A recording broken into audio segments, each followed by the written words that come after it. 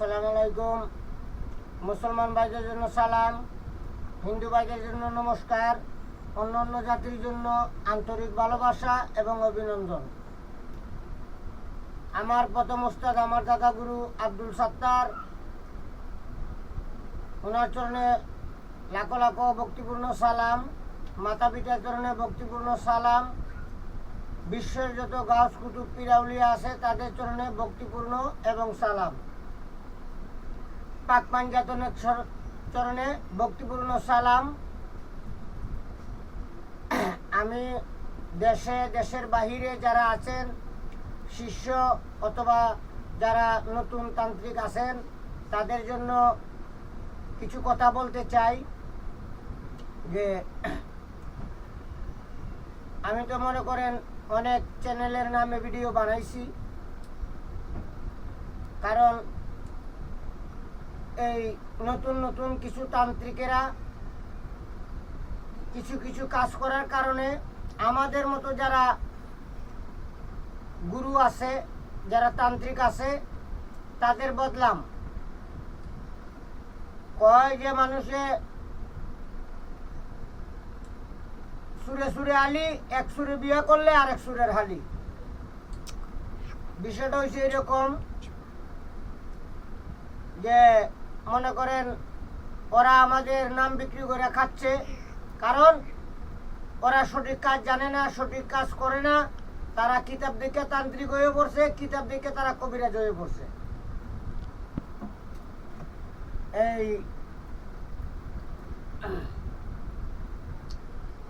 গাজীপুর বাগের বাজার যে তান্ত্রিকরা, ওই তান্ত্রিকটার আমি 2টা ভিডিও বানাইছিলাম। যেটা সত্য সেটা তুলে ধরার চেষ্টা করছি।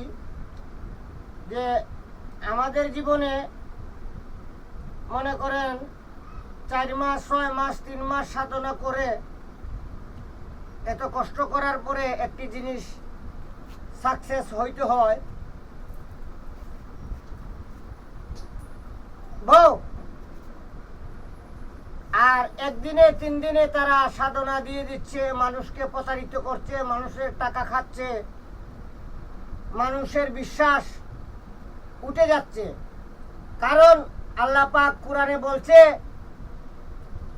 যে বিচার হবে 2টি জাতির, জিন এবং ইনসান।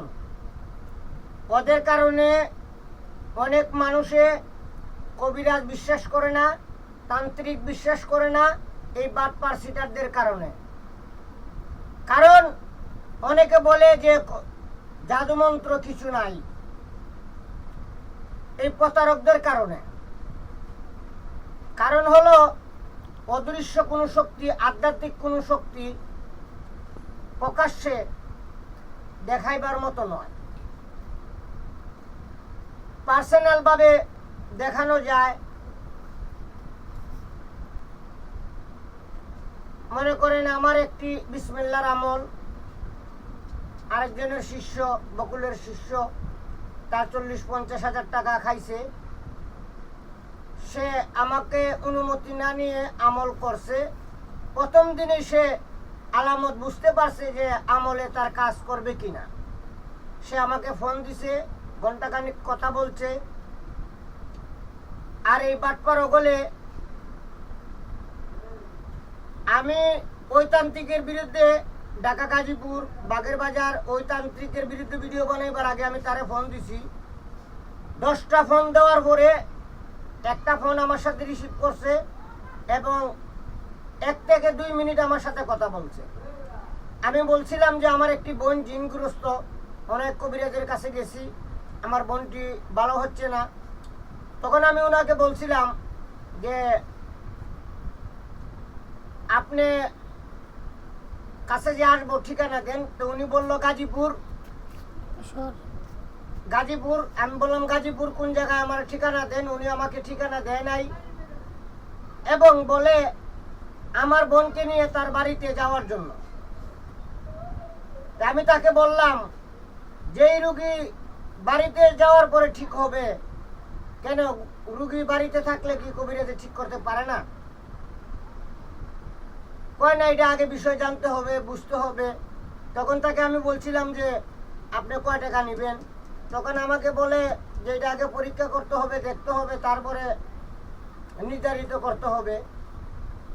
তারপরে আমি ওনাকে বলছিলাম যে আপনি কবিরাজি করেন, তো আপনার তো একটা আইডিয়া আছে যে জিনগ্রস্ত রোগীর কয় টাকা লাগে। দেখে উনি আমাকে বলছিল 10,000 টাকা। কালকে তার একটা অ্যাসিস্ট্যান্ট, তার নাম হলো মানিক, সে আমাকে রাত্রে 10টার সময় ফোন দিছে, মনে করছে আমি তাকে চিনব না। ফোন দিয়ে আমাকে রুগী সেজে কথা বলছে, ঠিকানা জিজ্ঞেস। আমি বললাম ঠিকানা কুমিল্লা 14 গ্রাম। বা আপনার নাম? আমি বলছি আমার নাম নয়নতান্ত্রিক। ইনশাল্লাহ আপনাদের দোয়ায় আমার বাবা এখনো জীবিত আছে। যাই হোক, 10-15 মিনিট কথা বলার পরে সে আমাকে বললে যে আপনি যে তার বিরুদ্ধে ভিডিও বানাইছেন, আপনি কি আমাকে চিনেন? আমি বললাম আপনাকে চিনে তো আমার কোনো দরকার নাই। বলে ওই কবিরাজে গাজীপুর, এই এটার নাম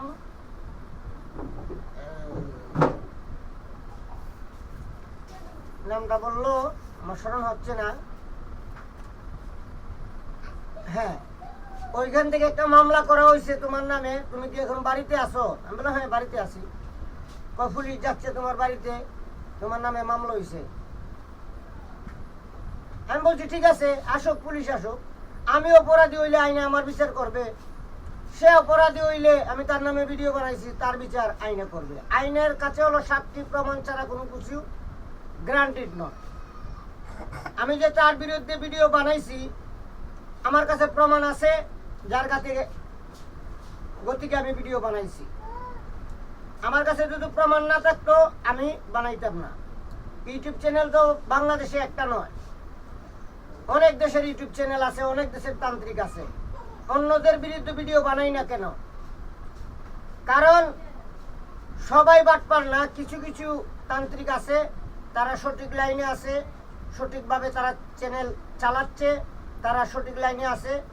যারা সঠিক লাইনে আছে তাদেরকে আমি, আমার বয়সে যদি ছোট হয়, আমি তাদেরকে ভক্তি করি, শ্রদ্ধা করি এবং মানি। তাই আমাকে হুমকি দেওয়ার পরে আমি, আমার এক শিষ্য আছে সেনাবাহিনীতে, ওনাকে লম্বার দিছি, লাস্টে 444।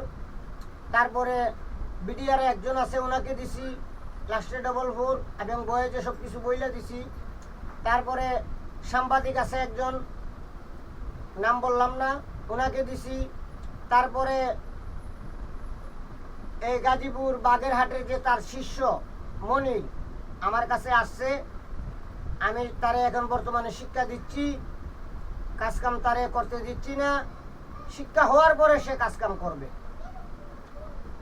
আমি তার কাছে নম্বরটা পাঠাইছি, সে বলছে যে এটা তো হলো তার অ্যাসিস্ট্যান্ট।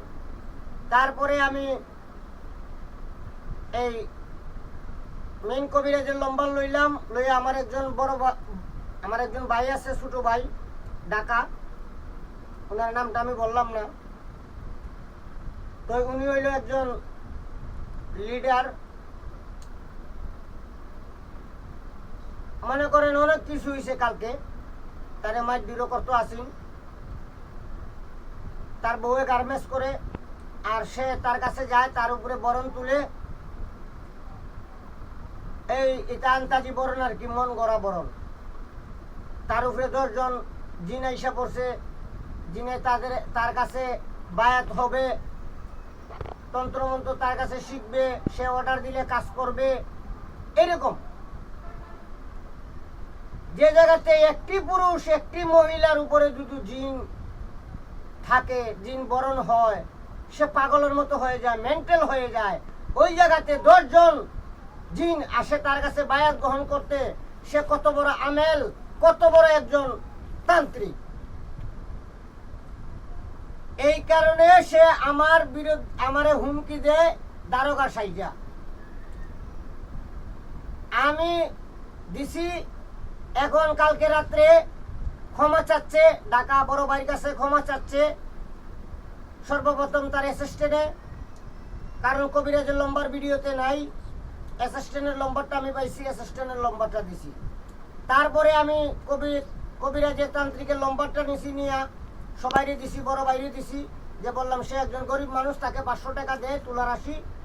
সে তার কথায় আমাকে ফোন দিয়ে হুমকি দিছে।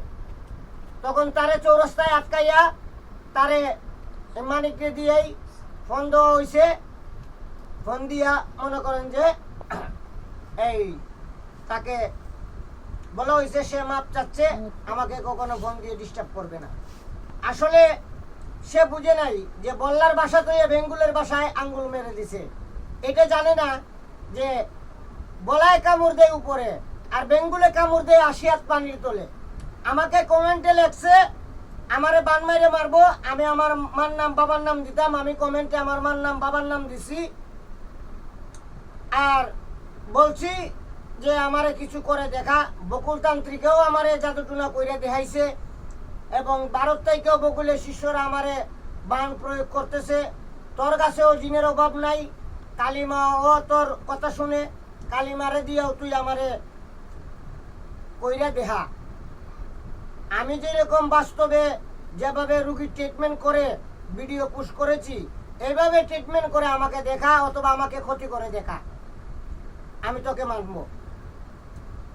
আজকে আমি দিচ্ছি একটি শয়তানি মন্ত্র। ওই মন্ত্রটি দিয়ে ইসলামী কিতাব হোক, কুফরি কালাম হোক, জাগ্রত করা যাবে।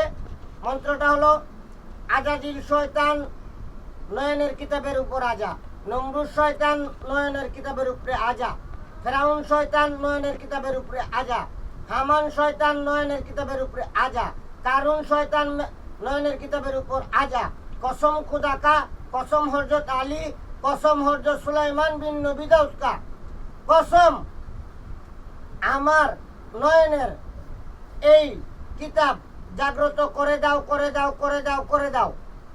এটি একমাত্র আমি শিখাবো, নিয়ম দিব। যারা আমার শিষ্য আছে এবং যারা আমার কাছে আসবে, সঠিক গুরু পাবে, সঠিক শিষ্য হবে, সঠিকভাবে চলতে পারবে, আমি বুঝতে পারবো। তখন আমি কিতাব জাগ্রত করার নিয়ম এবং প্রসেসিং ইনশাআল্লাহ বলে দিব। এইসব বাটপার তান্ত্রিক থেকে দূরে থাকবেন। আপনি 5000 টাকা দিবেন, 5000 টাকা পরিশ্রম লাগে রুজি করতে। এই বাটপারদেরকে না দিয়ে, এই বাটপারদেরকে পেট না ভরিয়ে আপনার বাচ্চাকে, আপনার বউকে আপনি 5000 টাকা খাওয়ান। আপনার বাচ্চায় আপনার জন্য দোয়া করবে, আল্লাহর পক্ষ থেকে তোমার রিজিক আসবে। আপনাদের বাচ্চার দুয়ার বক্রতে আপনারা অনেক বিপদ থেকে ভালো হয়ে যাবেন। এইসব বাটপার তান্ত্রিকের কারণে যদি একটি আমলে বসে, যদি একটি দুর্ঘটনা ঘটে, আপনারা সবসময় চিন্তা করবেন যে আপনাদের ফ্যামিলির অবস্থা কি হবে। আজকে এই পর্যন্তই। সবাই ভালো থাকবেন, আমার জন্য দোয়া করবেন, সময় আমার পাশে থাকবেন, লাইক শেয়ার কমেন্ট করবেন, বেল বাজিয়ে রাখবেন যে আমি ভিডিও ছাড়লে ভিডিও সর্বপ্রথম আপনার কাছে চলে যায়। এইসব বাটপার তান্ত্রিক থেকে দূরে থাকবেন। আজকের জন্য এই পর্যন্ত। সবাই ভালো থাকবেন, সুস্থ থাকবেন। আল্লাহ হাফেজ।